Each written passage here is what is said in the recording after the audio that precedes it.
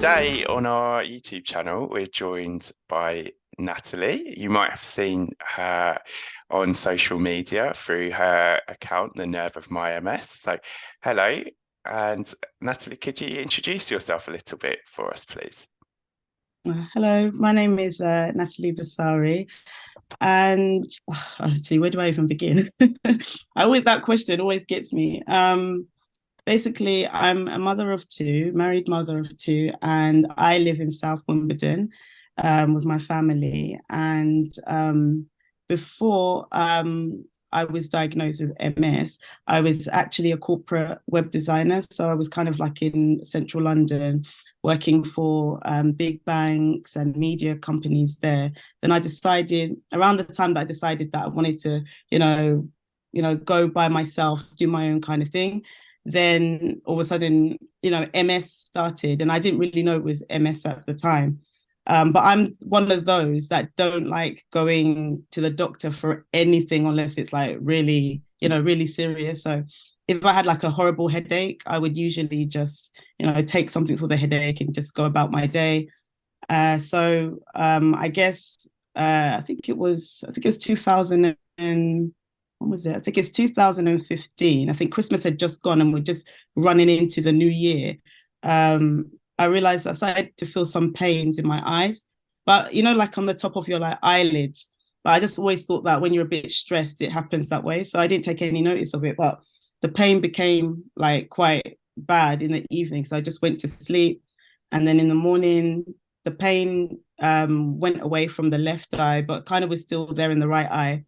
By then, I didn't realize that I actually was blind in my right eye. It was just like, I think I was just trying to, because I put eyeliner on. So I think I was just trying to like close one eye, but then the other eye was open, but it was still dark. So I thought, okay, something's not right here. So I tried it again, and then I realized that okay, there's something wrong here. So now I have to go to the GP. So I went to the GP. She took a look and everything, and she was just like, I don't know what's going on. So she sent me to like, I think the eye doctor in St. George's. I think it's another hospital within St. George's. It's called Moorfields Eye Clinic. They did all their tests, but because when I tell people a lot about this, especially other people who have MS, they're just like, why didn't they give you like steroids or something like that? But they didn't know what it was at the time. So I just had to keep coming back, doing all these tests. So sounds a bit scary, but I think 3 months without, I guess, not being able to see with my right eye. So when everything finally came back, the doctor was like, okay, I wasn't too happy with what happened. So I'm going to now send you to neurology. And I started laughing. So I didn't think it was that serious. I just thought, well, just give me like, I don't know, medication. I'll go home and it's fine. But they said no, because it was the optic nerve. Apparently, it was inflamed. So they want to check with a neurologist that everything is okay now that it's back.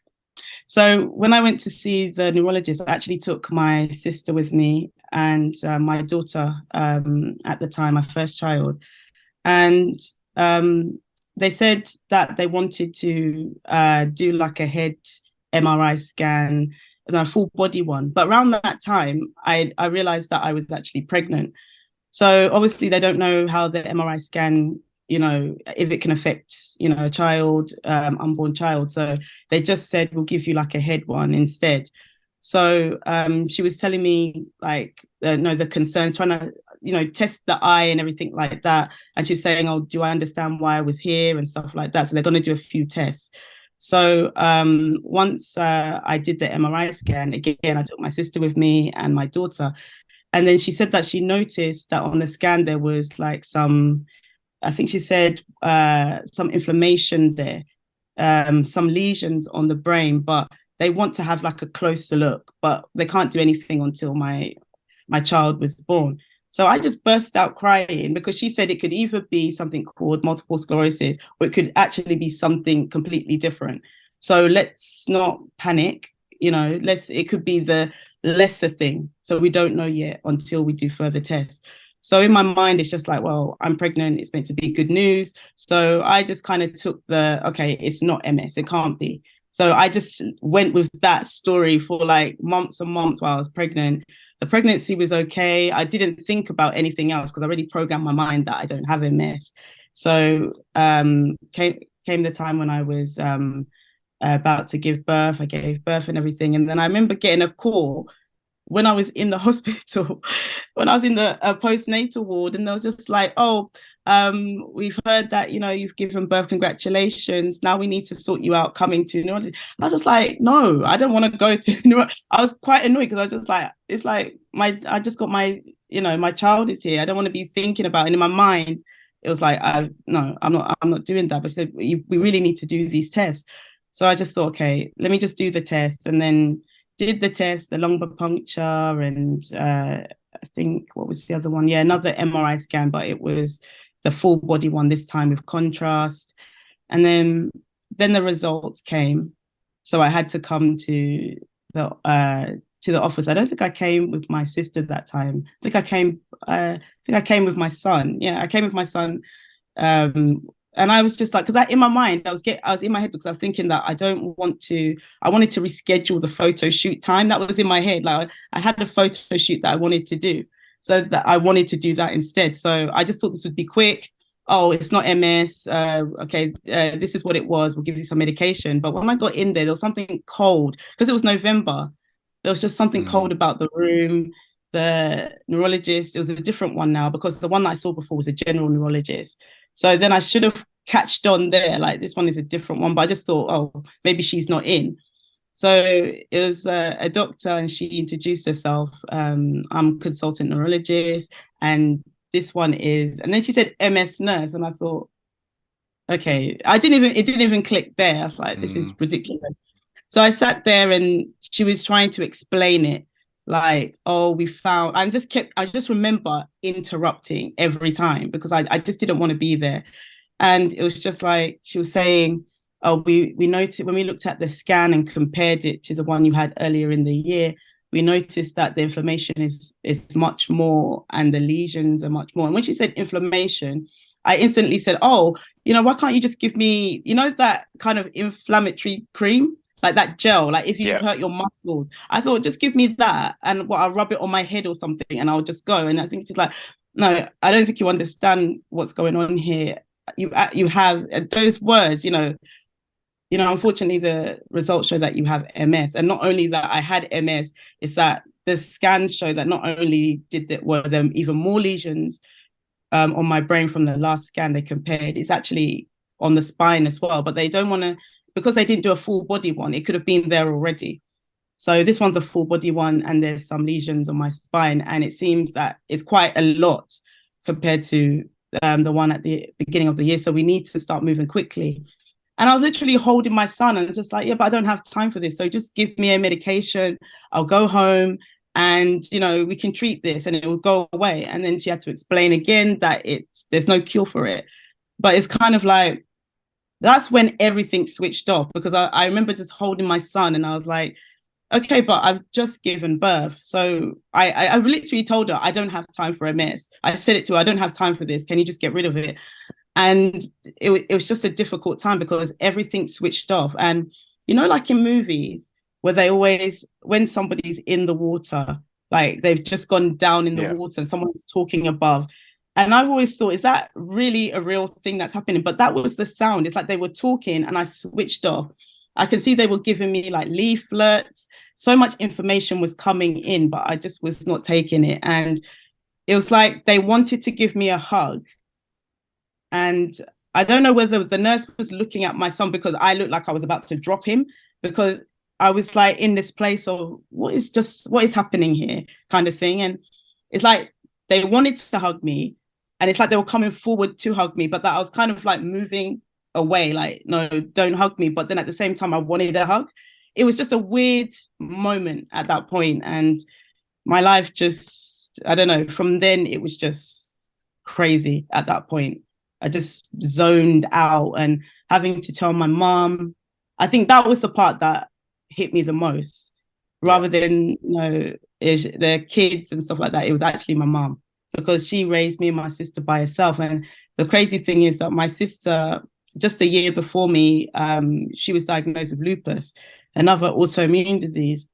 So obviously, my mum, being a traditional African lady, thought it was, I don't know, she thought that, I don't know, her enemies, is the way she said it was, you would laugh at it at the time, but she just thought that, or maybe it's my enemies. What did I do in my past life? Why have both of Mm. my daughters got autoimmune disease? There's so much that comes behind, that culture of what, when illnesses happen, automatically it's believed that, it's some kind of supernatural evil that somebody has done. And, you have to pray over it and stuff like that. So I think why it hurt me with my mum is because she was always there to fix things because she was a single parent.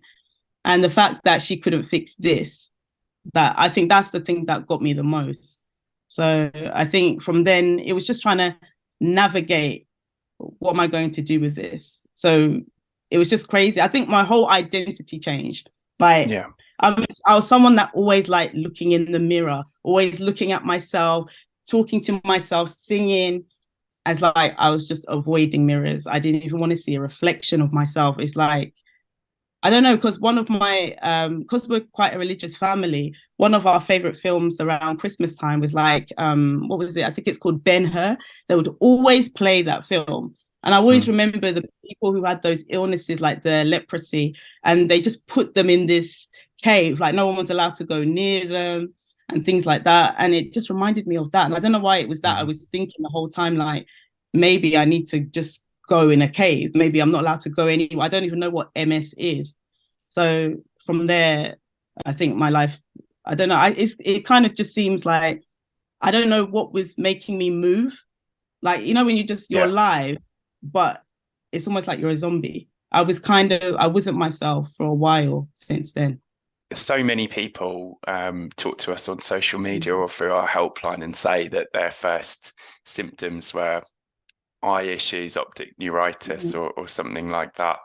So it must be so Yeah, common to have that experience, but then also to be pregnant at the time yeah. and have that kind of time of uncertainty in Mm. between getting that first scan and that diagnosis.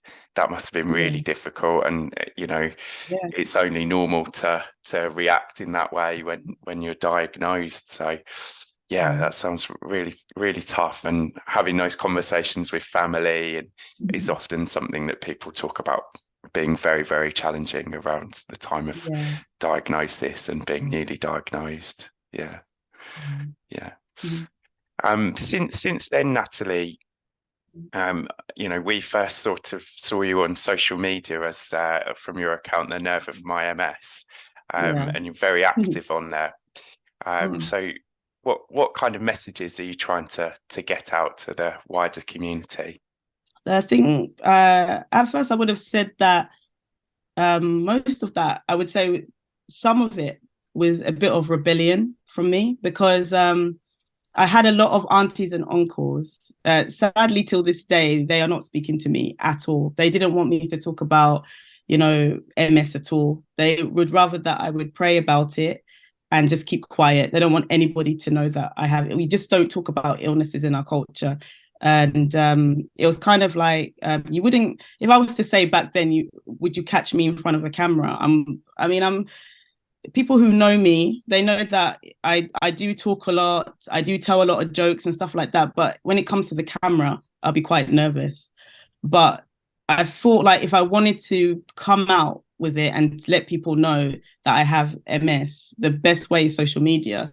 That's how everyone would know. And I wanted to do something that wasn't happening often in social media. Like people would always, it's strange with social media, it's just like people wouldn't really say the truth of what really is going on. They don't want to talk about the bad things that are going on, the ugly things that are going on, just happy times when good things are happening. So I want to really let people know what it's like living with MS. So that was the reason I decided to come on. Like when I think there was one time I was actually, I think I was having a flare up and I went online and I just started talking. And I was having speech issues. I think that was in 2018. I was having speech issues, but I came online. I was having numbness. I was losing the feeling in my arm. I was coming online talking about it. some days when actually I was feeling okay, I would talk about it. So I just started doing that. I just wanted people to have like a real idea of what MS is, because I had no clue at the beginning. And again, another thing is that I didn't know anybody in the Black community that was talking about it. And the annoying thing is like, you only really know what was going on with somebody is at a funeral. So just like, when did like, well, Uncle Joe have cancer? Oh, when did this person have this? When did this person have that? No one talks about it. Like, I didn't even know there was a girl that who was a year ahead of me in my school that my sister knew. She had primary progressive MS. So she's deteriorated. I think she had it for about 3 years, but the next 2 years it got really bad. And then she passed away from complications with that. And my mum knew her mum, but she didn't want to tell me, because that was around the time I got my diagnosis that she had passed away. So mom didn't want to freak me out about it. So I didn't even know until later on, I think 3 years into being diagnosed, that, you know, I found out that she had passed away. My mom just didn't want to tell me, because she didn't want, it's just like, we don't want to talk about it. I think we've got so many issues in our lives. It's just like, it's kind of like the older generation, when you're back home, the reason why you have so many children is so that the children will help you, you know, get stuff done around the house to help you out and things like that. And so no one can be tired, no one can be lazy. You know, so when you're, you know, when fatigue hits you, for example, and you just can't move, they won't understand that. You'll get told off for it. You're getting a lot of trouble for it. You know, if you complain, if you're in pain and stuff like that, we are just known to just pray over it, take medicine, get on with it. So I wanted to just break that. And I think that was probably, I'm that type of person when someone tells me, oh, you can't do that. And I was like, okay, I'll show you I can do it. I'm just that type of person. So I just decided to rebel. And that was literally me going online. It started off as a rebellion, and I just wanted people to know this is what it's really like. If you don't want to see it, I'll force you to see it, and then I realized that people started following, the followers started to come a bit more, and then it became people who had the condition as well started following. And then I just started seeing people from Italy, Spain, you know, wow, Poland, a lot from the UK, the USA, but I still wasn't seeing any Black people. And then suddenly a few Black people started coming on. And I was like, oh, you know, there, you know, because in your head, you start thinking you're the only one because no one is talking about it. And so they started coming on. And then I've just met all these new people. And they, like they say with MS, you know, it makes friends into strangers and strangers into, I think, family, something like that. And that was the case. People that I haven't even met before, like within weeks of us talking about how MS affects us, I came really close with these people. Like even today, like having, I'm hosting an event at the end of this month. I have someone who I made friends with who's going to speak at my event. It's things like that, you know, people that I talk to and, you know, over the phone. It's just like, I've never met these people. Some I have met at events, but some I have never met before, but I feel so close with them and stuff, like more than my own family at times. And it is hard because I have lost a lot of friends just through this diagnosis. Like they just don't know how to deal with it. Family, they don't want to deal with it. And my auntie, one of my aunties came up to me and she said, why are you telling everybody about this, about this illness of yours? She can't even say what it's called. And I said to her, like, if something happened to me, like right now, because this illness, it's unpredictable. And one time it took my legs. I couldn't feel my legs. I couldn't walk. So I said to her, if something happened to me that I wasn't conscious, would you know what to do? Do you know what medication I take? If I wasn't conscious and the paramedics came and they want to give me a medication, but they don't want the medication to clash with what maybe I've taken, would you know what medication to tell them? She said no. And she felt ashamed about it, but she hasn't spoken to me till this day.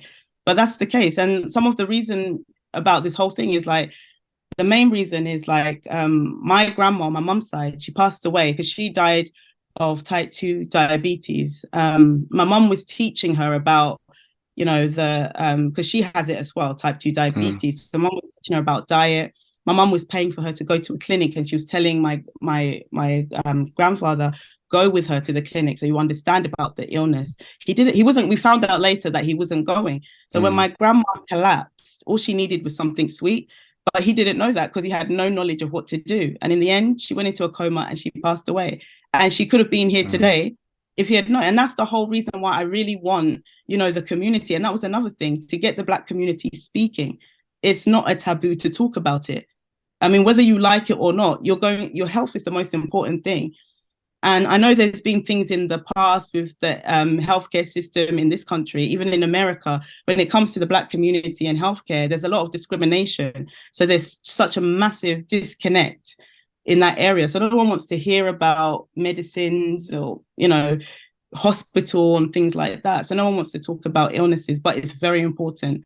And I want to show people what it's like. It wasn't just for the Black community. I would like them to speak out more if they can, but it was just anyone with MS, just to show that this is what's happening. And I think if we're going to advocate about it, let's advocate about it properly. Let's show the good, the bad, the ugly. Because once we start doing that, people will understand. Because a lot of people still to this day, as many as there are of, how many MSs are out there, people don't know what it is. And when we talk about it, people don't think it's a real illness. Because we look okay, like from the eye, just, the many times people have told me that I look really, really well. It's like, are you sure you're ill? Are you? And so when you say you can't do something, they just don't believe you because you look fine. The looks I get, like when I'm feeling tired and I'm on the underground and I sit in the disabled seat, and it's not on purpose that I sat there. It's just that it was the closest to me, and the looks that I get. So those are the things that happen to me. I post it online. And it's so relatable with so many people. And I think that helps as well when you talk about those things, because some people may be embarrassed, like, oh my goodness, I'm not going to tell anybody about that. But I want to show it. So people also feel like, it's something to be embarrassed about. These are the struggles that we're going through with this illness.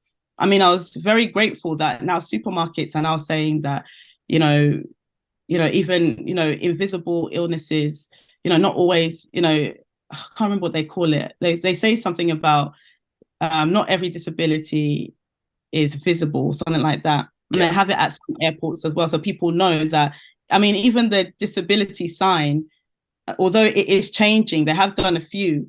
The original one, even when you go to Europe, wherever you go, is the person in the wheelchair. That's the symbol. That's how people always, even though they are changing it, where they've got, it depends on who's using it. Like if I go to a supermarket, I can see they use the new sign where someone is standing up, just normally standing up, then someone has a stick, someone's in a wheelchair. They're different, signs of disability. That's the new disability sign, but you can't squeeze that in on a car park. So they'll keep the person in the wheelchair and stuff like that. But in your mind, that's what people think. If you're not in a wheelchair, then you're fine. If you're looking okay, you're standing up for a few seconds, but you can't stand for too long. You have to sit down.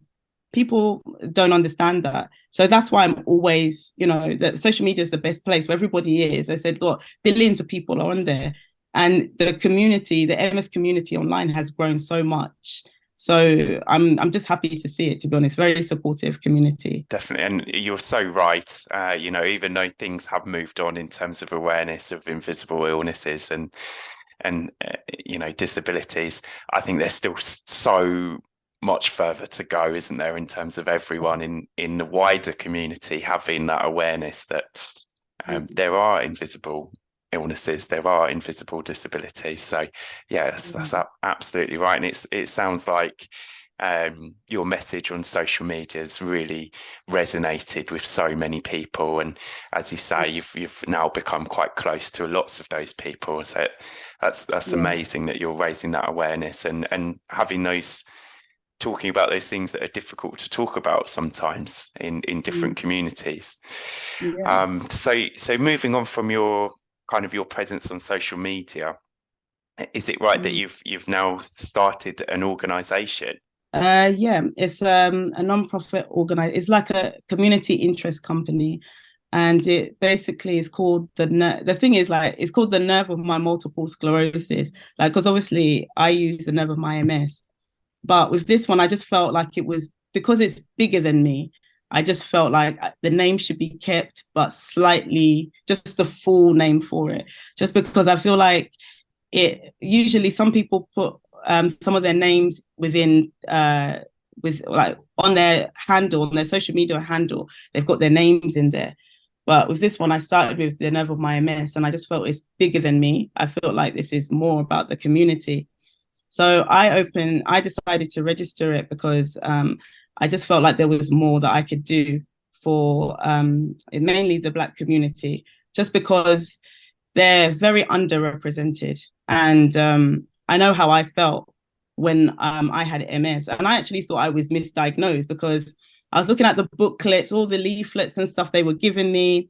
I was told not to go online, don't Google it. But I went there. You do it anyway. You want to see what's going on, and then you find yourself like really scared about all the stuff that's on there about MS. Like, okay, maybe I should not have gone on there, because there's some sites are telling you that you're going to die within the next 3 days. And like, why did I come here? So it's one of those kind of things. So there was nothing there I could see. I remember just going frantic, just looking for Black people with MS. I was like, I just saw myself on YouTube going, Black person with multiple sclerosis, Black person with MS. Black, I was like looking and looking, typing all these different things, and I could not find it.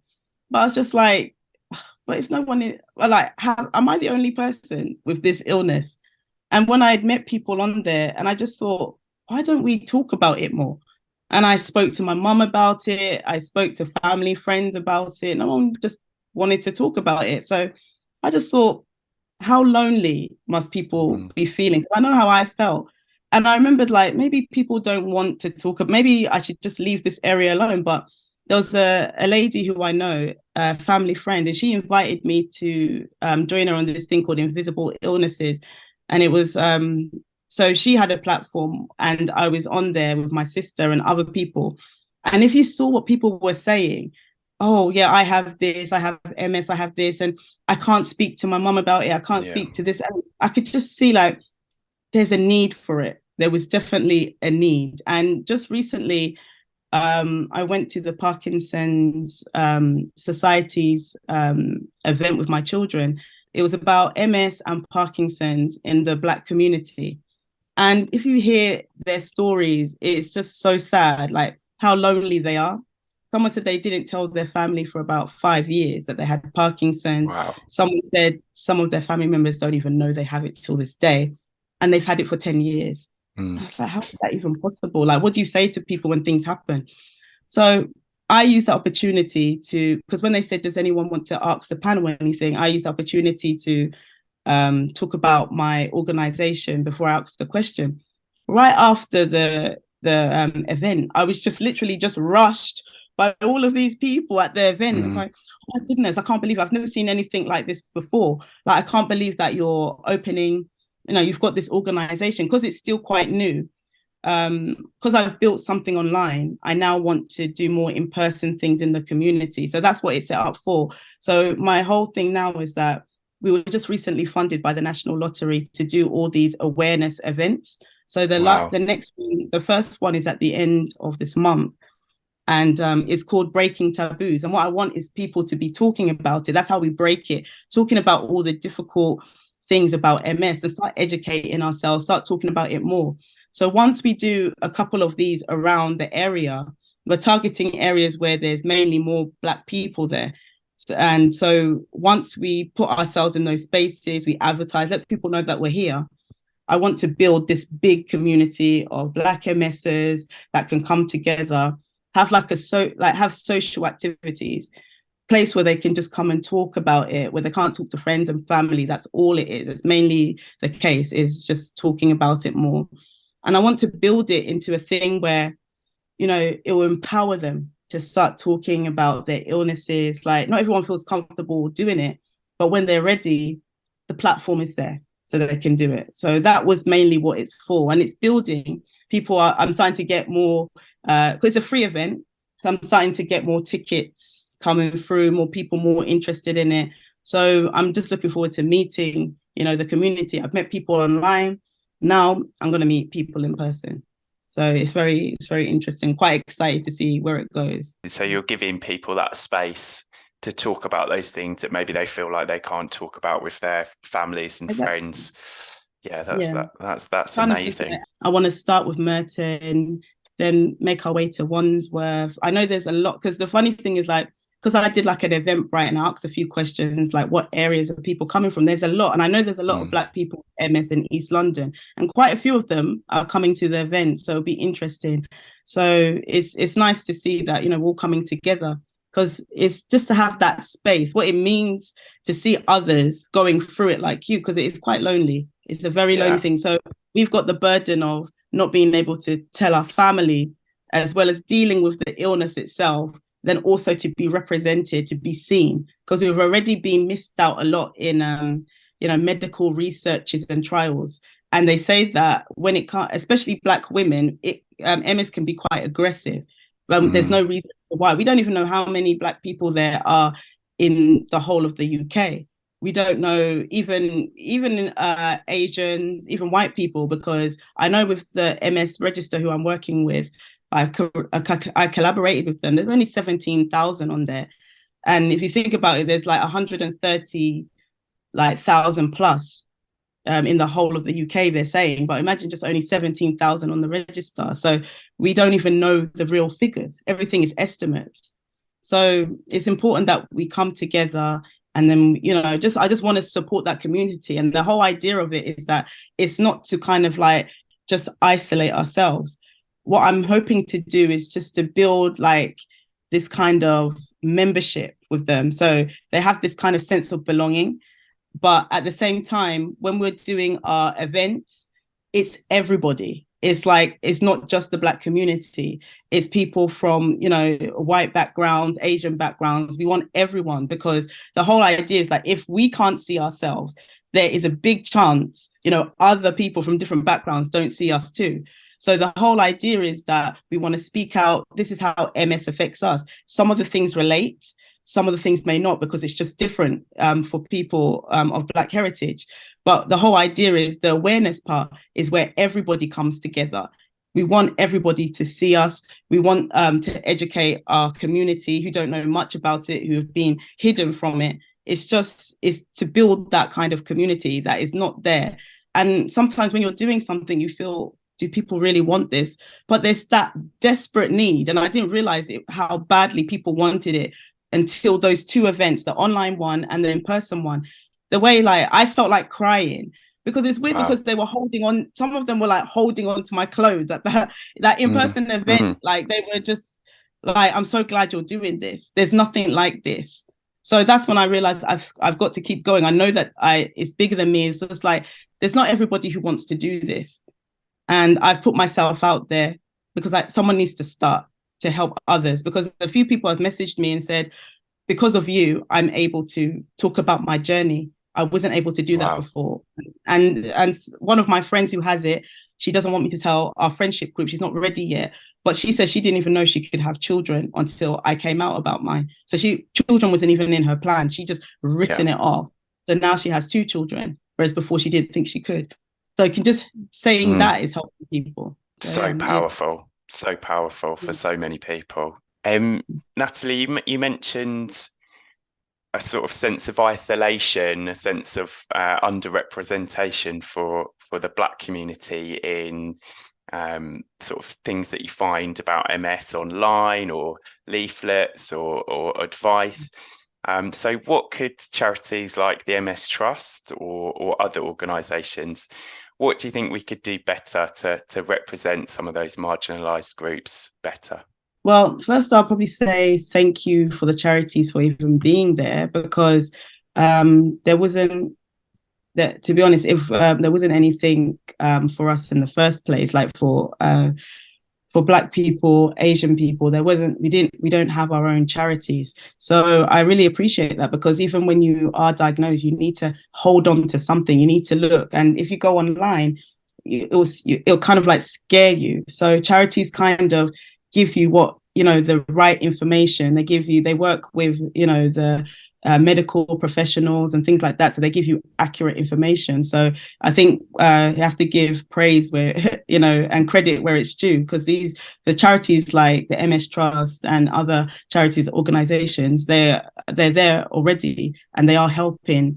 Even if I do feel like sometimes you do feel a bit of like an isolation, a bit detached from them, they're there for you to even just get accurate information.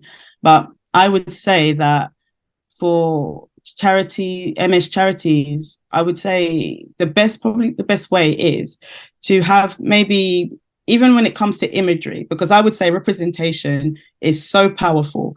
When you see yourself in the media, in booklets and different things, you feel like a belonging somehow.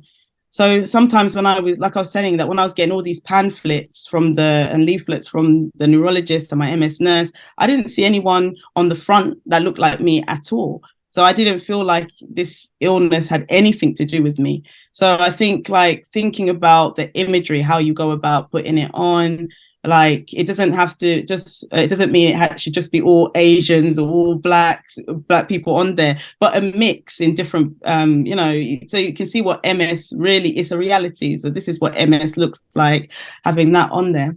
That's why I try to encourage a lot of Black people who are willing to speak out, to, get involved in charity blogs, because that's the thing that you post a lot more of. And that's when you can see a lot more of us there with our stories and everything like that. And a lot of them will tell you that I didn't see anything there for me. And some have, started up their own groups and stuff because they couldn't find anything that related to them. So that would go a long way. But I'd also say that just looking at that event that I went to with the Parkinson's Society, and the MS Society came there as well. And I think the MS Register was there, and other charities and groups were there. They placed themselves where mainly those, Black people would be, or Asian people would be. Collaborating with grassroots organizations is another way, because it could just be that, because Black people, we don't come out more to talk about it. So how do these charities reach out if we're not even, coming to you? So placing yourselves in, those areas where usually they are, like I said, collaborating like with organizations, even like mine, just seeing where, because I think there's a charity called the Black Equity Organization, and they said, Black people are 3 times more likely to go to charities and community groups than their own, doctor and things like that. And that is very, very powerful and very important, because it means that if they can communicate, if they can relate in those areas, they'll be able to talk and get advice on how to speak to their doctors. And I know that with MS Trust and other MS charities, there is a lot of information out there. And so I feel like those would be like other ways in which, and I also feel like even like days like Black History Month or Diwali and things like that, charities are very good with doing that. But then when those days are over, it's like back to normal. I feel like the research, I know that there is a lot of research going on for, marginalized groups in the MS space. So maybe once in a while, how is that research getting on? Like mentioning those things, looking at just maybe having a focus group with different people from those marginalized groups, finding out what family life is like, culture is like. So you can put that in there. So you can be talking about, for those of you who find it difficult to speak, or for those of you who have these difficult, just something that relates to their culture, and put it in there so that when they're reading it, it doesn't feel so generalized. It feels like, that speaks to me, that kind of thing. Just reaching out with focus groups. And I think that's probably just the best way of doing it. And just because I feel like at the moment there's a disconnect. Yeah. And I feel like if they had more of those, that coming from the imagery, coming from talking about their culture and things like that, I think that would be the best way. With your events coming up, could you tell us a little bit more about what will happen at the event? In the local area, because we're based in Merton, so South London. So it's basically just to say who we are, just introducing our new organisation. We're a small team of people, and we're here to support what our plans are, what our goals are in that area.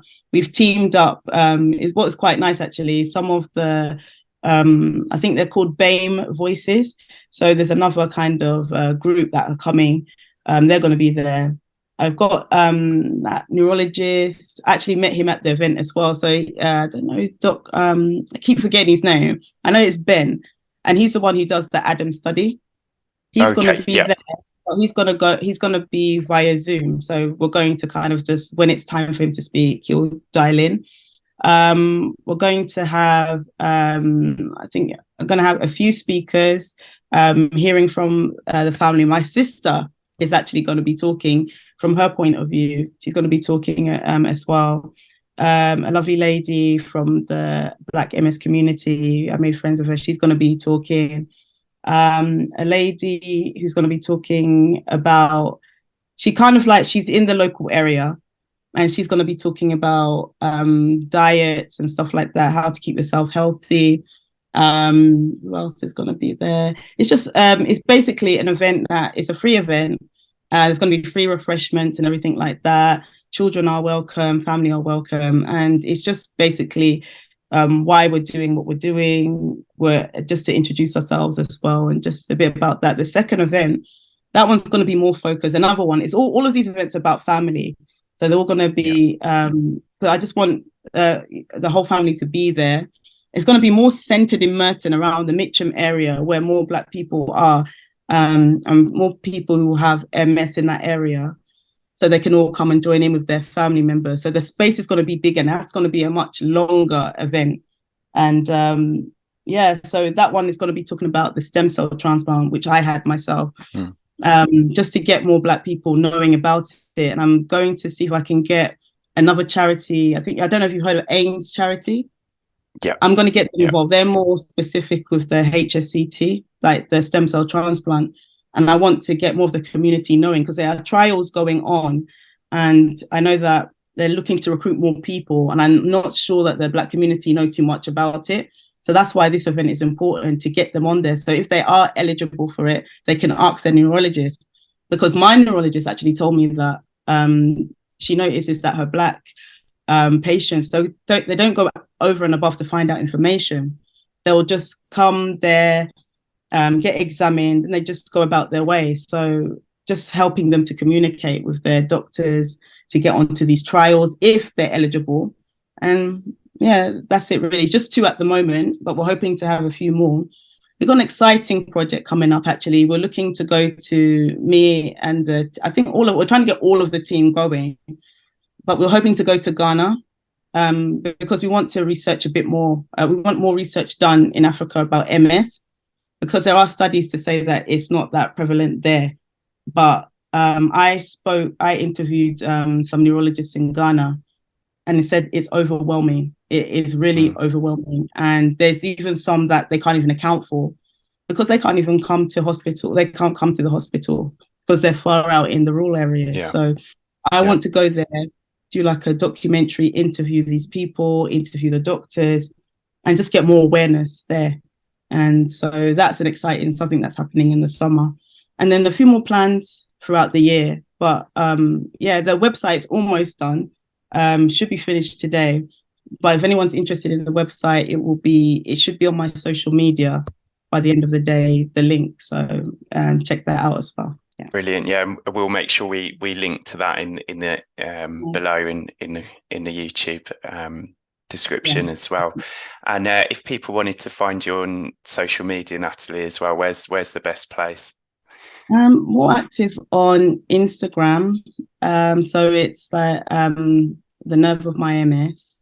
That's the one I'm quite active on. And then also be giving the CIC, the non-profit organization, a bit more attention as well. You'll catch me on there as well. But that one is the Nerve of My Multiple Sclerosis. So it's the longer version of it. The YouTube, I used to be on it quite a bit, but now I've got another one for the CIC, but that one hasn't really picked up yet. So all these things are coming. You'll catch me on Twitter as well. I've only just started using Twitter. I wasn't using it before. I'm starting to get the hang of it a little bit. So the Nerve of My MS on Twitter, and we have a LinkedIn page for the CIC as well. Again, the Nerve of My Multiple Sclerosis. So we're kind of almost everywhere on social media. Just try out the Nerve of My MS or the Nerve of My Multiple Sclerosis. We'll be on there somewhere. Amazing. And yes, so much good work that you're doing, your organisation's doing. It's amazing to hear about. So I just want to say a huge thank you from us today for recording with us and sharing all of your plans. And do look out for them in the future, because it does sound amazing. So thank you so much, Natalie, and we'll say goodbye. Okay, then. Bye-bye.